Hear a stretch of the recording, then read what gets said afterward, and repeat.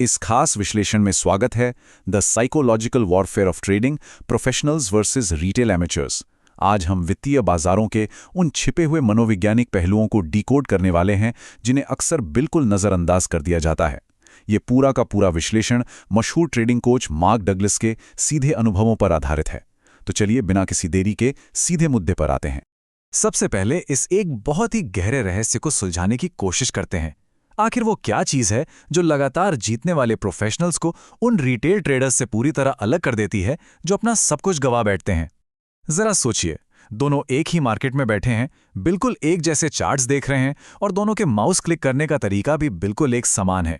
फिर भी उनके बैंक अकाउंट्स के नतीजे इतने अलग क्यों होते हैं? सच तो यह है कि इसका जवाब किसी फैंसी तकनीक या सीक्रेट फॉर्मूले में नहीं, बल्कि सीधे सीधे इंसान के माइंडसेट में छिपा है। आइए इसे गहराई से समझने के लिए चलते हैं सेक्शन 1 की तरफ, द इल्यूजन ऑफ ट्रेडिंग। यहाँ हम उस बहुत बड़े भ्रम की पड़ताल करेंगे जो फाइनेंशियल मार्केट्स में फैला हुआ है और देखेंगे कि क्यों इतने सारे महत्वाकांक्षी लोग इसके जाल में बड़ी आसानी से फंस जाते हैं। इस सबसे बड़े भ्रम को तोड़ना बहुत जरूरी है।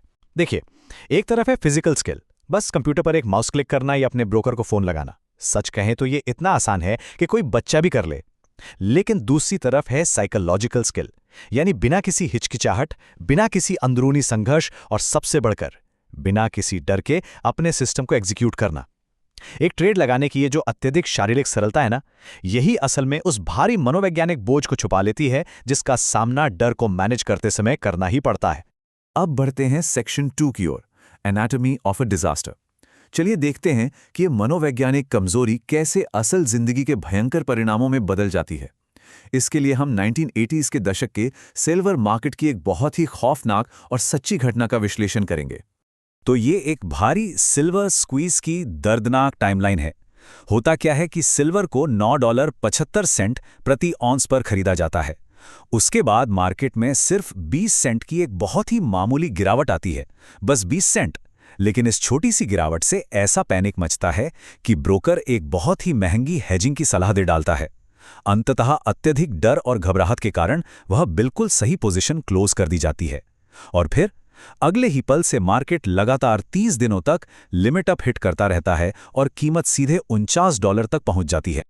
और ये आंकड़ा बहुत ही स्पष्ट तरीके से उस डर की विनाशकारी कीमत को दर्शाता है, पूरे $4 लाख। ये वो विशाल संभावित संपत्ति थी जो सिर्फ इसलिए हाथ से निकल गई क्योंकि एक छोटी सी गिरावट के इमोशनल दर्द ने एक बेहतरीन ट्रेड से बाहर निकलने पर मजबूर कर दिया। इससे एक बात तो साफ हो जाती है कि ट्रेडिंग में फियर मैनेजमेंट कोई लग्जरी नहीं है, बल्कि लगातार अच्छे रिजल्ट्स हासिल करने के लिए ये एक जीवन रक्षक स्किल है। इस घटना के बाद अब थोड़ा गियर शिफ्ट करते हैं और चलते हैं सेक्शन 3 की तरफ, द इंडस्ट्री सीक्रेट। यहां हम उस दौर की ब्रोकरेज इंडस्ट्री की एक ऐसी कड़वी और डार्क सच्चाई को उजागर करेंगे जो आज भी काफी हद तक प्रासंगिक है। यहां सबसे चौंकाने वाली बात मेरिल लिंच कमोडिटीज के पूर्व प्रमुख जॉन सेनहेनी का यह खुलासा है। उनका बिल्कुल साफ कहना था कि उनका औसत रिटेल कस्टमर सिर्फ 6 महीने में अपना सारा पैसा गंवा देता है। जरा सोचिए इस बारे में। ये साबित करता है कि बड़े इंस्टीट्यूशनल इनसाइडर्स को पहले से ही अच्छे से पता होता है कि रिटेल एमेचर्स अपनी मनोवैज्ञानिक कमजोरियों के कारण बहुत ही जल्द मार्केट से बाहर होने वाले हैं। उस वक्त इंडस्ट्री में एक बहुत ही क्रूर शब्द का इस्तेमाल होता था, टर्मिनल क्लाइंट। ये एक ऐसी फिलॉसफी थी जहां रिटेल निवेशकों को सचमुच एक टर्मिनल मरीज की तरह देखा जाता था, जिसे एक ऐसी आर्थिक बीमारी लग चुकी है जिसका कोई इलाज ही नहीं है। ब्रोकर का एकमात्र लक्ष्य बस ये होता था कि जब तक ट्रेडर पूरी तरह से कंगाल ना हो जाए तब तक उसे कंफर्टेबल महसूस कराया जाए और लगातार कमीशन के जरिए उसका कैपिटल निकाल लिया जाए। बिल्कुल साफ और निर्मम। इस कड़वे सच को हजम करने के बाद आइए रुख करते हैं सेक्शन 4 का, द बूम एंड बस्ट। यहां हम ये समझेंगे कि मार्केट के इस भूल भुलैया में असल में कौन टिक पाता है और कौन पूरी तरह बिखर जाता है। देखा जाए तो मार्केट में हिस्सा लेने वालों को मुख्य रूप से 3 कैटेगरीज में बांटा जा सकता है। पहली कैटेगरी है कंसिस्टेंट विनर्स की, जिन्होंने मनोविज्ञान और मनी मैनेजमेंट पर पूरी तरह महारत हासिल कर ली है। तीसरी कैटेगरी है कंसिस्टेंट लूजर्स की, जो लगातार अपना पैसा गंवाते रहते हैं। लेकिन सबसे ज्यादा दिलचस्प है दूसरी कैटेगरी, बूम एंड बस्टर्स। ये वो लोग हैं जो शुरुआत में तो भारी मुनाफा कमाते हैं, लेकिन फिर इमोशनल थकावट और फोकस खो देने के कारण सब कुछ वापस मार्केट की झोली में डाल देते हैं। और ये बात हवा में नहीं कही जा रही है। 1 करोड़ 20 लाख डॉलर का ये चौंकाने वाला आंकड़ा शिकागो के एक टॉप बॉन्ड ट्रेडर की असल कहानी से आता है। इस ट्रेडर के पास एक विशाल अकाउंट था और वो दिन भर में लाखों डॉलर कमा भी लेता था। लेकिन वो नियमित रूप से दिन के आखिरी कुछ मिनटों में अपना फोकस और मानसिक नियंत्रण पूरी तरह से खो देता था, जिसके कारण भारी नुकसान कर बैठता था। ये साफ दिखाता है कि एक जीनियस ट्रेडर भी कैसे इमोशनल बर्नआउट का शिकार हो सकता है। लेकिन दिलचस्प बात यह है कि इसका एक बड़ा ही अप्रत्याशित समाधान निकला, जिसने उस ट्रेडर के करियर को डूबने से बचा लिया। उसे सलाह दी गई कि वो अपने मार्केट एक्सपोजर को प्रतिदिन केवल एक हाइपर फोकस घंटे तक सीमित कर दें। सिर्फ 1 घंटा। इस सख्त मानसिक रेगुलेशन का परिणाम यह हुआ कि वो हर दिन उस 1 घंटे में औसतन $75,000 की कमाई करने लगा।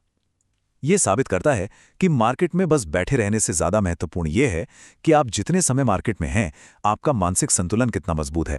और यही शानदार उदाहरण हमें इस पूरे विश्लेषण के सबसे बुनियादी और महत्वपूर्ण कॉन्सेप्ट की ओर ले जाता है। तो चलिए देखते हैं सेक्शन 5, द प्रॉफिट गैप।